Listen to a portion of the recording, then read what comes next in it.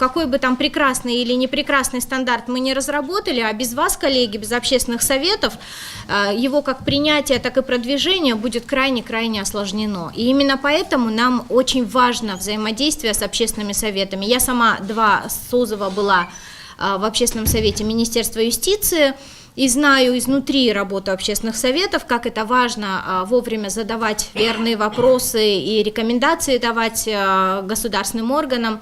Без этого в нашей работе никуда. И сегодня я хотела представить те наработки, которые на сегодняшний момент уже есть, этого самого комплексного стандарта безопасности образовательной среды.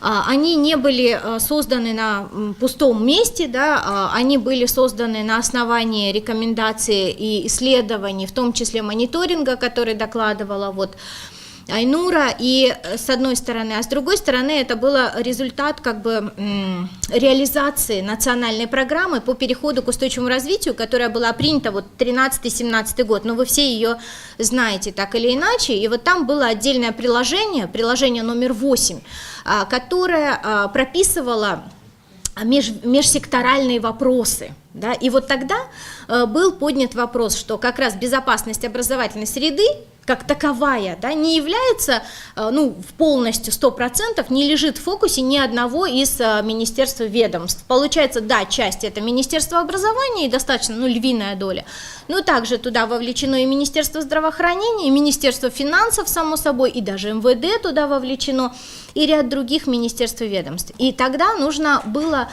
подумать, а какой, собственно, механизм должен быть, как им договориться между собой.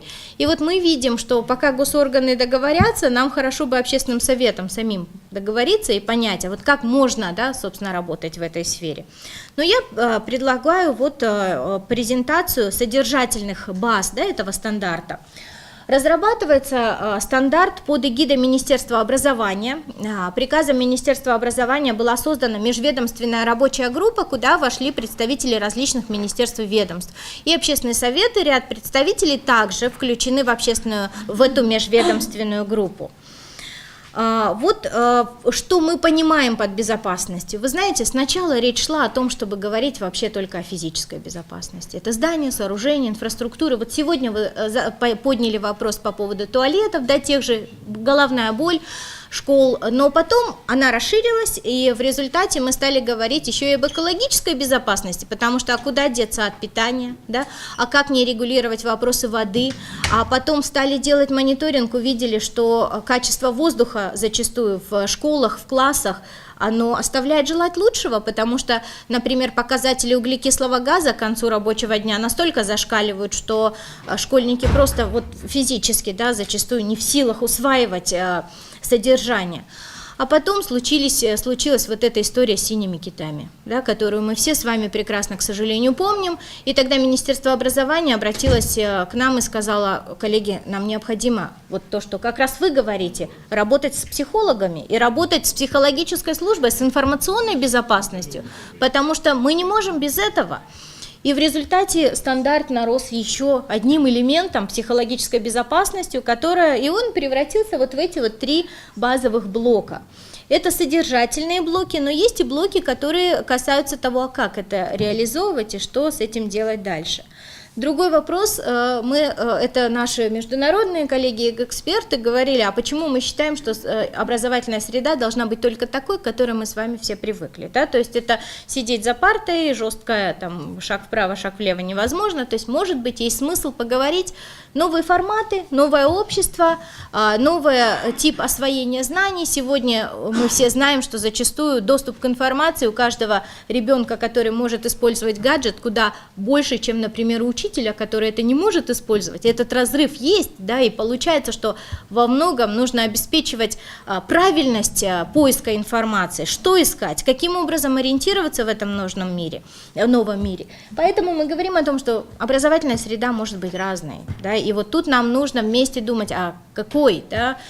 Ну вот это просто 2 примера для того, чтобы показать вот эту вот разницу. Опять же, нам стали задавать вопросы, зачем огород городить, да? Зачем нужен новый документ, зачем нужен новый какой-то стандарт, когда у нас есть санитарные нормы и правила, стандарты государственных муниципальных услуг и еще миллион других документов, которые мы проанализировали. Но вот когда наша экспертная группа анализировала документы, мы столкнулись с рядом вещей, которые, наверное, не так явно лежали на поверхности. Например, что у нас санитарные нормы и правила, слава богу, что они приняты. Это большое счастье, но вы знаете, это был долгий путь. И вот хорошо, что Министерство здравоохранения все-таки дотянуло это, да, и у нас сейчас есть санитарные нормы и правила. Но когда мы начинаем их сличать с строительными нормами и правилами, мы видим ряд противоречий. То есть строительные нормы и правила дают такой стандарт, а санитарные нормы и правила ровно другой. А еще дальше мы начинаем анализировать базовый учебный план БУП. И там вообще третьи вещи. Да? И вот у нас получается, да, есть нормативы, но они друг с другом не соотносятся, и зачастую между ними есть вот эти проблемы. Теперь, например, вопросы. Вот сейчас была оживленная дискуссия с точки зрения медиков. Да? Вот что мы нашли, я забегая чуть-чуть вперед скажу. Но есть закон, вы все его знаете, закон о государственных муниципальных услугах.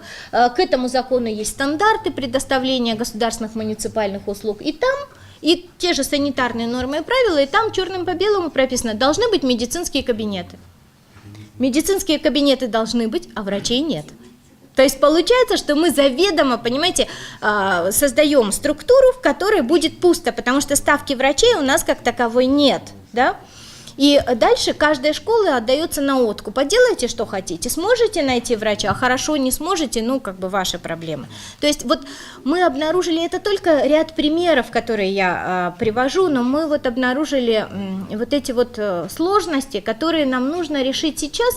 Поэтому, наверное, наш поезд и не идет дальше. То вроде как бы все есть, да, но в реальности, когда мы идем в школу, вы видели, да, есть масса проблем. И вот проблема, да, что механизмов реализации этих законов и нормативно-правовых актов недостаточно. То есть они обрывочные, где-то элемент есть, а где-то нет. И есть неотрегулированные пробелы. Вот то, что касается, например, туалетов. У нас 98% школ в сельской местности имеют наружные туалеты. То есть, когда выходишь и там идешь куда-то. Но при этом стандартизации, какой это должен быть наружный туалет, у нас нет. То есть, вы представляете, то есть 98% школ у нас обладают туалеты, которые не узаконены фактически, да? И это хотя Санпин принят, но в Санпине нет сведений о том, как это должно быть устроено. Ну и ряд других вопросов. Вот теперь сама структура, что, собственно, содержит стандарт. Общие положения, там термины, основные требования к образовательной деятельности, и это очень соотносится с нормативами по аккредитации образовательных организаций. Основные требования к внешней инфраструктуре, включая дорожную безопасность. Что это имеется в виду? Это имеется в виду заборы, это имеется в виду озеленение вокруг школ, это те же лежачие полицейские возле школы, да, те же сотрудники инспектора ДПС должны быть, не должны, да, и так далее. То есть все, что вокруг школ. Основные требования к внутренней инфраструктуре и обеспечению экологической безопасности. Это мебель, это свет, это вода, это, как это все должно быть. Это то, что касается, например, необходимого оборудования, и так далее. Теперь требования к безопасности труда – это трудовой кодекс с адаптацией к школьным условиям. Требования к организации здоровья в образовательных организациях я скажу чуть больше, и тут спасибо Бактыгуличе, которая очень много помогла в этом плане. Требования к безопасности питания, требования к транспортным перевозкам в образовательных организациях. Вы знаете, мы обнаружили, что у нас тоже в законодательной базе нет, например, таких вещей, как перевозки они совершают, дети, вы часто видите, едут куда-то в театр, сейчас пора праздников, да, и их часто вывозят. А как это должно быть формально, да, организовано, нигде ничего не написано. Это раз. Другой момент, мы буквально, спасибо Айнуре, которая нам подсказала, что есть ли требования к оборудованию спортивному для школ. Везде есть спортплощадки, а есть к этому требования? Мы стали рыться, нет, Айнур, не было требований, не было. И потому что были ряд примеров в школах, как это вот достаточно странно оборудовано, вот, собственно, их не было, и мы тоже сюда внесли. То есть, получается, стандарт получился, с одной стороны, он задает определенные вещи, связанные с процессами, да, то есть, как это должно быть организовано в школе, потому что никто не говорит о процессе. Приходит санэпидстанция, например, в школу и говорит, вот, ну, вот тут у вас неправильно, штраф с вас, да, ну, вот такого типа карательные процедуры, к сожалению, не дают нам позитивного эффекта, потому что непонятно, кто, ну, вернее, может быть, дают, но недостаточно, не того, который мы бы ожидали. И поэтому мы говорим о том, что нам нужны процедуры очень четкие, разграничение ответственности, разграничение полномочий, кто за что должен отвечать. И вот в этом вот общем блоке по требованиям к образовательной деятельности мы говорим о том, что должна быть работа, безопасность – это не застывшая скульптура, да, или не застывшее состояние, это процесс, который должен происходить в любой образовательной организации на протяжении определенного времени.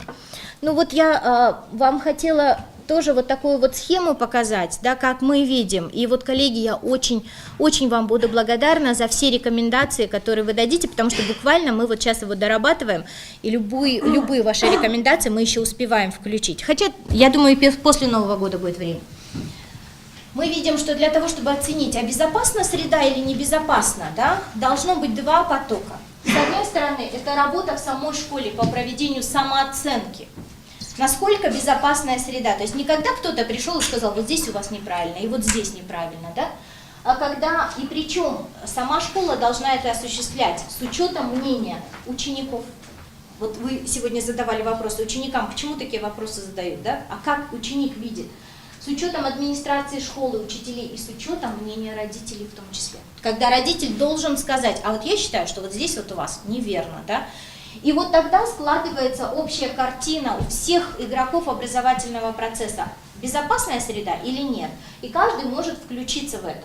С другой стороны, должны быть привлечены эксперты Минздрава, МЧС, Министерство образования, Госсанэпиднадзора и других органов, которые должны сказать, да, прийти померить хотя бы с оборудованием, освещение достаточно, недостаточно, углекислый газ, какой состав, да, какой состав воздуха, которым дышат.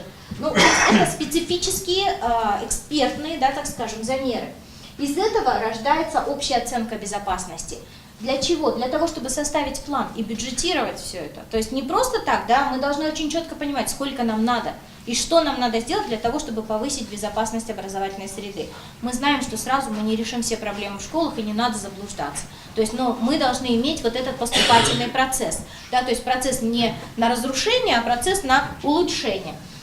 После чего вот этот план и бюджет вовлекаются другие игроки, в том числе попечительский совет, в том числе органы местного самоуправления, где-то доноры. Об этом нам Тимир Буржубаев скажет чуть подробнее, кто может сюда вовлекаться с точки зрения бюджетирования. Это значит, это логика какая? Нам нельзя оставлять школу саму с собой на решение, со всеми этими проблемами наедине. Нет, это наши общие дети, все, да, то есть и мы должны все беспокоиться об их здоровье. Ведь вы правы, ужасающие цифры, когда вы говорите. И эти цифры еще, если честно, ну, да, они еще не совсем точные, согласитесь, потому что, зная, как у нас проходит медосмотр, есть масса вопросов, да, к этому.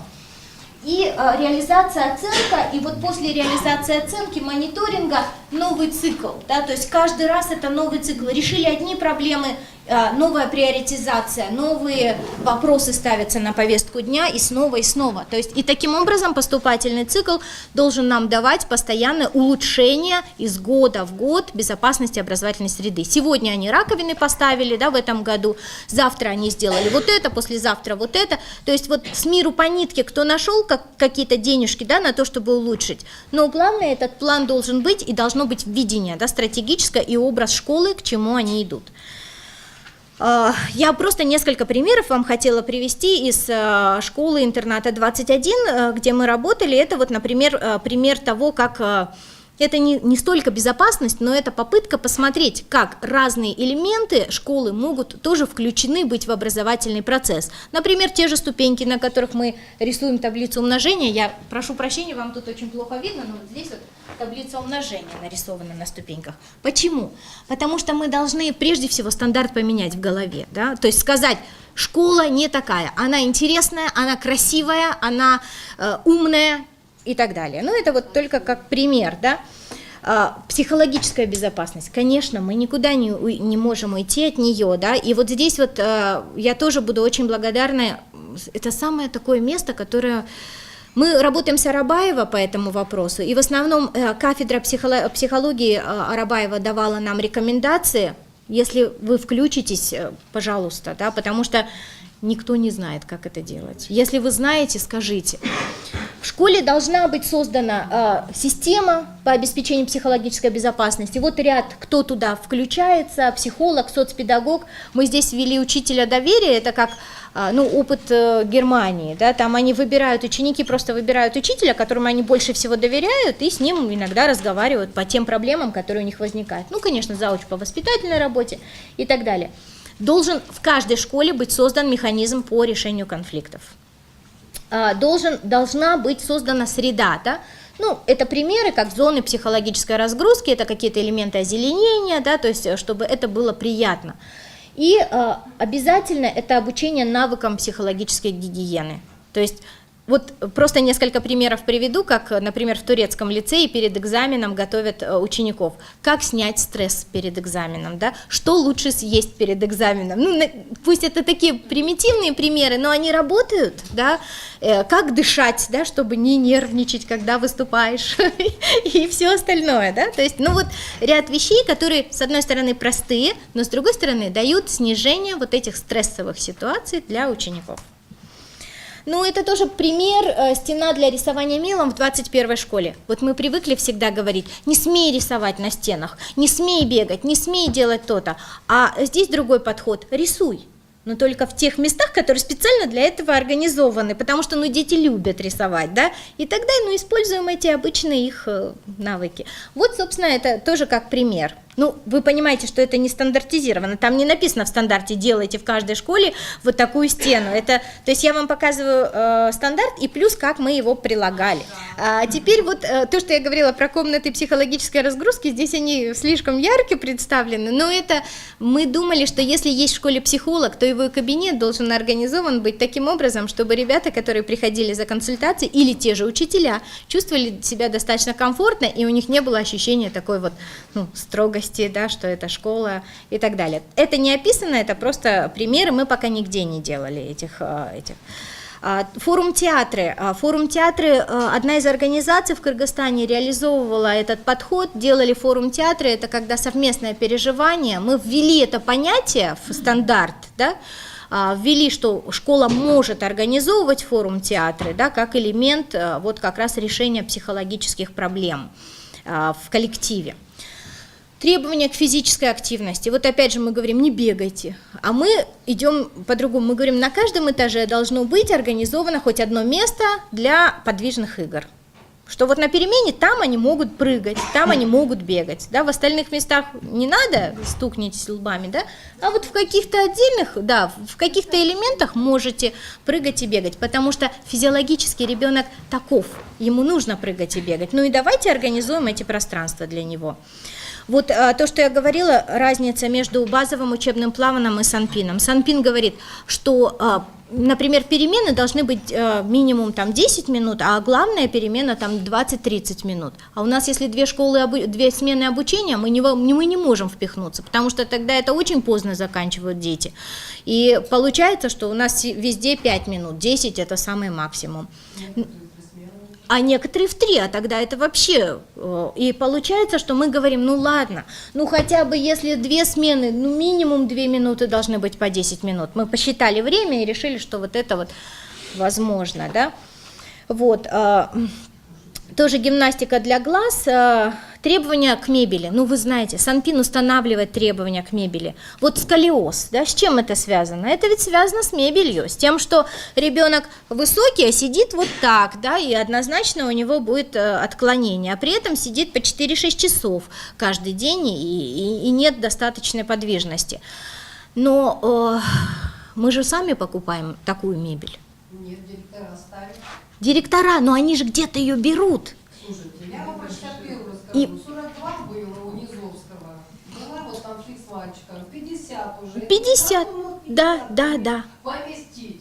А дети все крупные. Крупные. Хорошие. А потом поняла, что он просто туда в размер Детсадовских парт, да. А теперь получается, смотрите, Снизил размеры вот этой парты, и получается да. 50. Ну вот переуплотненность, вы вот правильно задаете вопрос, потому что мы когда фокус-группы с директорами проводили, это базовый вопрос. Что делать с переуплотненностью? Тоже скажу несколько пунктов нашего ответа на это. Но когда мы покупаем новую мебель, мы же покупаем ее точно так же не соответствующую Санпинам. Она же откуда-то появляется. И дальше вопрос. Мы в стандарте прописываем механизм, как должна проходить закупка, какие необходимые минимальные требования к этим закупкам должны быть. Потом, чаще всего это самая дешевая мебель. Что за ламинат, непонятно. А это, соответственно, формальдегиды у нас летят, Байке знает, что такое формальдегиды, это совсем не цветы, не запахи цветов, да. То есть, и получается, что когда вот это выделяется в воздух класса, и так углекислого газа много, еще формальдегиды полетели, и у нас, просто среда очень опасная, да, вот этот коктейль. Поэтому мы прописываем ровно то, что написано, обязательные сертификаты соответствия. Вот мы сейчас, когда делали закупки для 21-й школы, вы себе не представляете, что такое найти с сертификатами соответствия что-то на нашем рынке. Но рынок будет развиваться, если будет запрос, да, если... Абсолютно верно, но нам нужно научиться делать эти заказы, нам нужно это всегда держать быстрее. Да, быстрее, во-первых, а во-вторых, коварный вопрос. Да. В городе Бишкек, например, практически 100% мебели закупается на деньги родителей. Кто это будет контролировать? Совершенно верно, и мы здесь говорим тендерные комиссии, которые создаются, или любые комиссии, которые это закупают. Потому что, например, мы прописываем, что вы не можете закупать мебель без сертификата соответствия. По крайней мере, это должно быть. Вот. И вот этот сертификат соответствия мы на собственном опыте сейчас смотрим, есть они или нет. Есть, можно найти. Можно найти. Соответственно, нужны гигиенические сертификаты. Вот, вы знаете, вы большая молодец, что задали этот вопрос, потому что мы стали работать над этим и смотреть, а какие исчерпывающий перечень документов. Действительно, буквально в прошлом году вот эта гигиеническая экспертиза должна была проводиться санэпиднадзором. Я поднимаю, еще на сайте у них висит, а сейчас они уже гигиеническую экспертизу не делают. Представляете? То есть вот получается, что тут тоже проблема. Так что... в общем, вот, сертификаты соответствия, да, теперь вопрос к освещению. Это больная, если честно, тема в школах, но мы здесь тоже стандартизируем о том, как закупать лампы, каким образом это должно быть и как это должно работать, опять же, в стандарте. Пару картинок покажу по этому вопросу, чтобы не останавливаться. Вот, была мебель, стала, свет был, стал. На собственном опыте скажу, когда я зашла в этот кабинет, да, вы знаете, я была поражена, потому что я привыкла к плохому, к сожалению, да, я привыкла к несоблюдению Санпина, а когда мы заходим и чувствуем, вот оно, соблюдение Санпина, это, небо и земля, правда, и поэтому, вот у меня было ощущение, да, такое. Дело в том, что просто мы тоже должны задавать этот стандарт и показывать и родителям, и ученикам, и учителям, что такое хорошо. Да? И вот это что такое хорошо и как оно отличается от плохого, это важный параметр, потому что тогда остальные будут подтягиваться.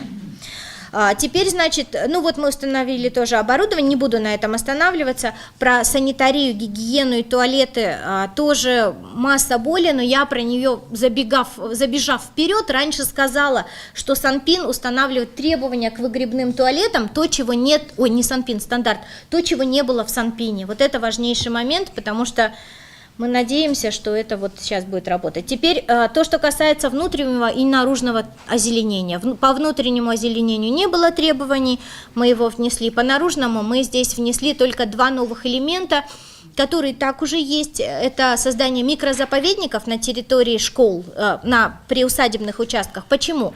Потому что когда мы создаем тип экосистемы, и это тогда является частью образовательного процесса, да, по биологии. Ну, принципы, кому интересно, расскажу, да. И второй момент, это то, что сейчас уже активно работает, это приусадебные участки. Они ничем не отрегулированы, но в большинстве школ это есть. Например, те же сады, да, которые там фруктовые и так далее. Вот это мы тоже тут пытаемся регулировать. Вот по СНИПам вот этого вот плодовых особо нет, поэтому мы сюда внесли. Ну вот тоже примеры, красивые картинки. К медосмотру я уже говорила, вы знаете, стали анализировать. Ну, действительно, медицинские кабинеты отрегулированы, они должны быть в стандарте государственных услуг и муниципальных, а врача нет и оборудования нет. А там видите же, как интересно написано, в стандарте государственных и муниципальных, в стандартах муниципальных и государственных написано, что должен быть кабинет, да? А проставки, холодильника нет, видите, про прививки тоже проблема, да. И вот тоже вот это вот, что должно быть, как это должно организовано. Но здесь есть интересный момент, на который я хотела обратить ваше внимание. Это последний. Формирование навыков здорового образа жизни. То есть врач должен не только работать по уже тушить пожары, но не допускать. И в этом вопрос.